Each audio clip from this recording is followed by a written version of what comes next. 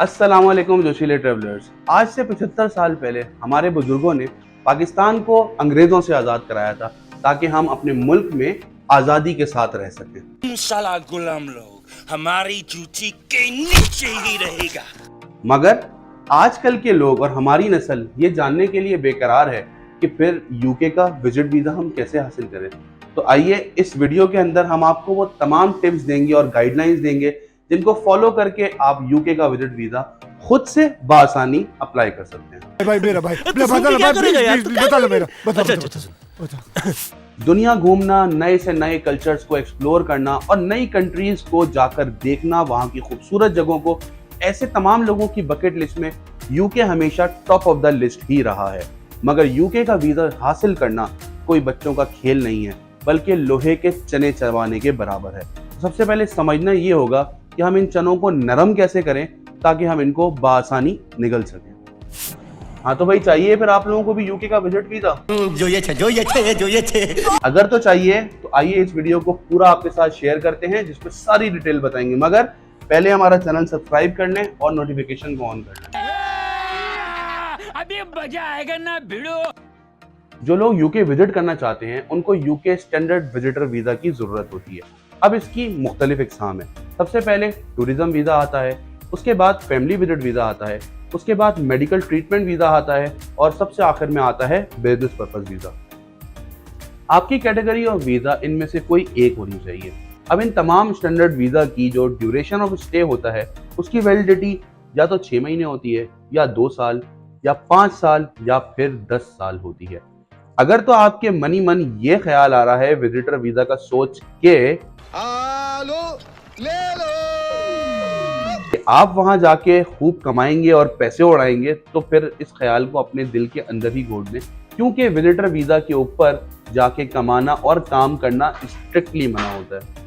तो अब आपको बताते हैं कि यूके विजिटर वीज़ा के लिए आपको कौन कौन से डॉक्यूमेंट्स रिक्वायर्ड होंगे। फाइल बनाओ। आमतौर पे तो यही डॉक्यूमेंट्स चाहिए होते हैं, लेकिन कुछ केसेस के अंदर ये डिफर भी कर सकते हैं। 6 मंथ्स की आपको अपनी पर्सनल बैंक स्टेटमेंट चाहिए होगी, और अगर आप बिजनेस करते हैं तो बिजनेस की भी बैंक स्टेटमेंट आपको दिखानी पड़ेगी। साथ ही साथ आपको अपना बैंक मेंटेनेंस सर्टिफिकेट भी देना होगा, और ये दोनों चीजें आपको बआसानी अपनी ब्रांच से मिल सकती है। उसके अलावा आपको अपनी एनटीएन सर्टिफिकेट्स सबमिट करने होंगे, और अगर आप बिजनेस करते हैं तो बिजनेस के आपको अपने टैक्स रिलेटेड डॉक्यूमेंट सबमिट करने होंगे। उसके अलावा खुशकिस्मती से अगर आपने यहाँ रहते हुए अपनी कोई प्रॉपर्टी बना ली है तो उस प्रॉपर्टी के भी डॉक्यूमेंट्स आपको सबमिट करने पड़ेंगे। इसके अलावा आपको अपने FRC family registration certificate submit कराना होगा। उसके अलावा आपको अपना एमआरसी मैरिज रजिस्ट्रेशन सर्टिफिकेट, अगर तो आपने शादी कर ली है तो वो भी देना होगा। सबसे एंड में आपको देना पड़ेगा इसमें कवर लेटर, जो आपकी एप्लीकेशन में मेन रोल प्ले कर रहा होगा। तो जरूर उसको अच्छी तरह से रिसर्च कर लें, जिसमें आपका पर्पस, आपकी कैटेगरी, हर चीज क्रिस्टल क्लियर मेंशन हो। अब ये सवाल अगर इमिग्रेशन ऑफिसर आपके मामू हैं और पूछते हैं कि बेटा बताओ कितने साल का वीजा चाहिए, और आप उनको लहक के बोलते हैं कि अंकल मुझे 10 साल का वीजा दे दें, तब तो जरूर बनता है। रहा नहीं जाता, तड़प ही ऐसी है ना। लेकिन काश ऐसा हो सकता। वैसे इसकी कोई वैलिडिटी की डिफाइंड चीज नहीं है, मगर कोशिश करें कि अगर आप पहली बार वीजा अप्लाई कर रहे हैं तो 6 मंथ की वीजा से स्टार्ट लें। हर साल पाकिस्तान से लाखों लोग यूके का विजिट वीजा अप्लाई करते हैं, लेकिन मिलता कुछ हजार लोगों को ही है। अब इस विजिट वीजा के रिफ्यूजल की बहुत सारी वजूहात हो सकती है। इनमें से चंद एक जो बहुत ज्यादा प्रोमिनेंट वजूहात हैं वो हम आपके साथ डिस्कस करेंगे, ताकि आप उनको अवॉइड करके अपना सक्सेस रेट बढ़ा सकें। जिस तरह सीआईडी में डीसीपी प्रद्युमन क्रिमिनल का पता लगाने के लिए डीएनए टेस्ट की मदद लेते हैं, उसी तरह से एफआरसी सर्टिफिकेट आपकी होम कंट्री से आपके स्ट्रॉन्ग टाइज डेवलप करने में सबसे ज्यादा हेल्प आउट करेगा। अब कुछ लोग ये करते हैं कि वो सीएनआईसी कॉपी या अपने रिश्तेदारों के और जानने वालों के, जो कि लोग यूके में हैं और पाकिस्तान में हैं, उनके डॉक्यूमेंट प्रोवाइड कर रहे होते हैं, प्रॉपर्टी डॉक्यूमेंट या फाइनेंशियल डॉक्यूमेंट प्रोवाइड कर रहे होते हैं कि वो इससे अपनी होम कंट्री के साथ स्ट्रॉन्ग टाइज डेवलप कर सकेंगे। लेकिन याद रखें कि ये सारी चीज़ें यूके के इमिग्रेशन लॉ के अंदर इनएडमिसिबल हैं, और ये सब चीज़ें आपकी बिल्कुल भी हेल्प आउट नहीं करेंगी। सिर्फ और सिर्फ जो चीज़ आपको हेल्प कर सकती है वो है एफआरसी। आपको साबित करनी होगी अपनी प्रोफेशनल स्टेबिलिटी अपनी होम कंट्री के साथ, और ये साबित करने के लिए आपको बताना होगा कि आप कब से और कितने अरसे से किस जगह पर जॉब कर रहे हैं। जितना ज़्यादा अरसा आप किसी जगह पे स्टिक होके काम करते हैं, ये चीज़ आपकी स्टेबिलिटी को शो करता है। अगर हम इसको कंपेयर करें किसी ऐसे इंसान के साथ जो बार बार मूव करता है और जॉब स्विच करता है, तो उसकी प्रोफाइल उतनी ही वीक कंसीडर की जाती है, क्योंकि इसमें स्टेबिलिटी का एलिमेंट मिस हो जाता है। इधर चला मैं उधर चला। सोशो प्रोफेशनल टाइज भी आपकी बहुत ज़्यादा हेल्प कर सकते हैं। अब आप ये सोच रहे होंगे कि आखिर ये किस बला का नाम है। बेसिकली ये एक गारंटी है। गारंटी चाहिए। कुछ खास प्रोफेशंस के लोग जो हैं वो अपनी इनरोलमेंट्स या मेंबरशिप्स के सर्टिफिकेट सबमिट करवा सकते हैं, उनकी कॉपीज दे सकते हैं। जैसे कि डॉक्टर्स के लिए पीएमडीसी की मेंबरशिप, वकीलों के लिए बार काउंसिल की मेंबरशिप और इंजीनियर्स के लिए पीईसी की मेंबरशिप, या फिर अगर आप कारोबार करते हैं तो चैम्बर ऑफ कॉमर्स की मेंबरशिप।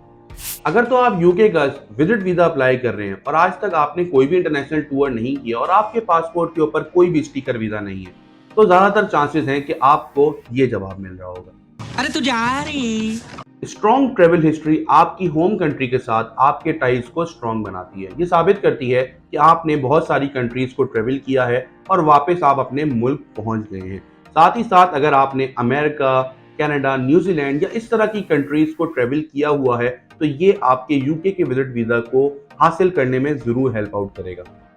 सोर्स ऑफ फंड्स का वाजे होना यूके के विजिट वीजा को अप्लाई करने में बहुत ज़्यादा जरूरी है।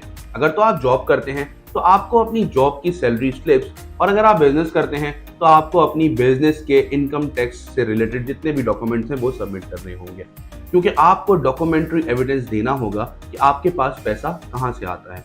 अगर आप ये सोच रहे हैं कि मेरे पास जो बहुत सारा पैसा है उसके अगेंस्ट मैं ये बोलूँगा कि मैं इतना प्यारा हूँ कि मुझे ये पैसा किसी ने गिफ्ट कर दिया है, तो ऐसा हरगिज़ नहीं होगा, क्योंकि आपको उसके लिए भी गिफ्ट डीड शो करनी पड़ेगी कि ये पैसा आखिर आपके पास कैसे आया और कहाँ से आया। ये भगवान क्या जुल्म है।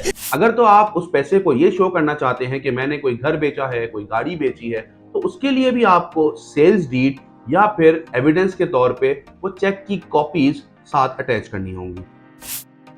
बहुत सारे लोग यही गलती करते हैं कि अपनी आइटनरी के अंदर या तो बहुत ही ज्यादा दिन स्टे के शो करते हैं या फिर कोई ऐसा होटल शो करते हैं जो कि एक्सट्रीमली एक्सपेंसिव होता है। हमेशा कोशिश करें कि अपनी आइटनरी बहुत ही रीजनेबल बनाए हैं।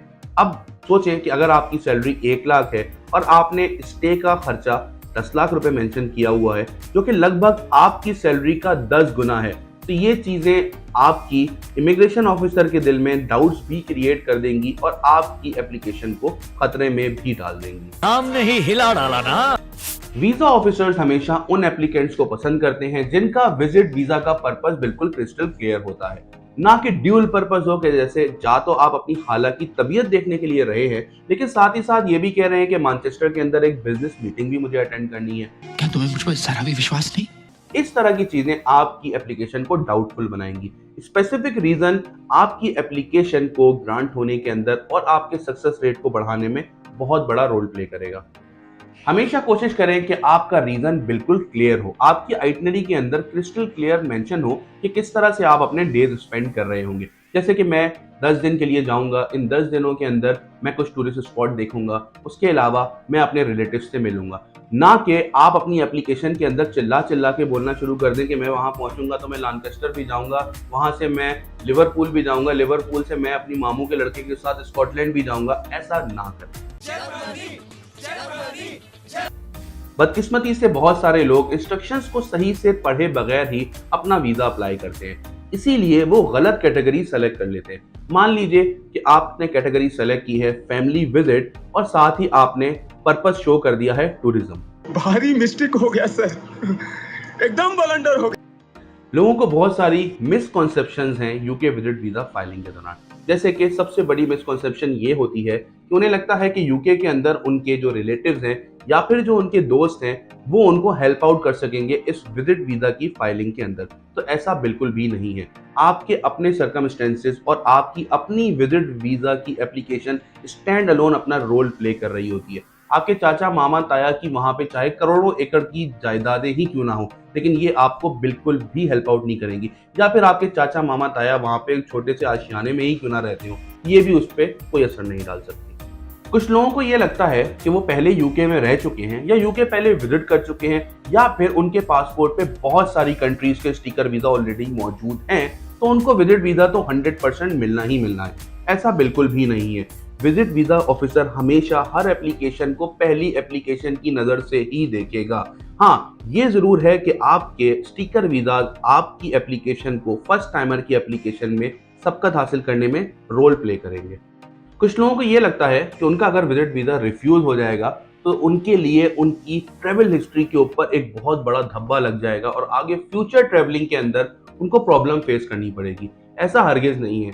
अक्सर औकात ऐसा होता है कि लोगों के वीजा रिफ्यूज हो जाते हैं। मेरे अपने कई जानने वालों के विजिट वीजा कई दफा रिफ्यूज होने के बाद भी लगे हैं, अनटिल एंड अनलेस कि आपने कोई बहुत बड़ा फ्रॉड किया हो जिसकी वजह से आपका वीजा रिफ्यूज हुआ हो। कोशिश करें कि अपना वीजा खुद फाइल करें, और अगर आप अपना वीजा खुद फाइल नहीं कर सकते तो हमेशा ऐसा एजेंट सेलेक्ट करें जो कि ट्रस्टवर्दी हो और क्रेडिबल हो। और अगर आप हमसे सर्विसेज लेना चाहते हैं तो आप हमें हमारे व्हाट्सएप नंबर 033335998811 पे अपनी पेड कंसल्टेशन हमसे बुक कर सकते हैं, जो आपको डेफिनेटली हेल्प आउट करेगी अपना यूके का विजिट वीजा अप्लाई करने के अंदर। उम्मीद करता हूँ हमारी ये वीडियो आपको जरूर हेल्प आउट करेगी अपना यूके का विजिट वीजा अप्लाई करने के अंदर। मजीद आपको कोई भी डिटेल्स चाहिए हो तो you can feel free to ask us, और अपनी फीडबैक से रिलेटेड हमें कमेंट सेक्शन में आप जरूर आगाह करें। साथ ही साथ इस वीडियो को अपने दोस्तों के साथ भी शेयर करें ताकि वो भी इससे फायदा उठा सकें। आप हमें सपोर्ट जरूर करें buymeacoffee.com के ऊपर, ताकि हम मजीद बेहतर क्वालिटी कंटेंट बना सकें। अपना बहुत ख्याल रखें। अस्सलाम वालेकुम।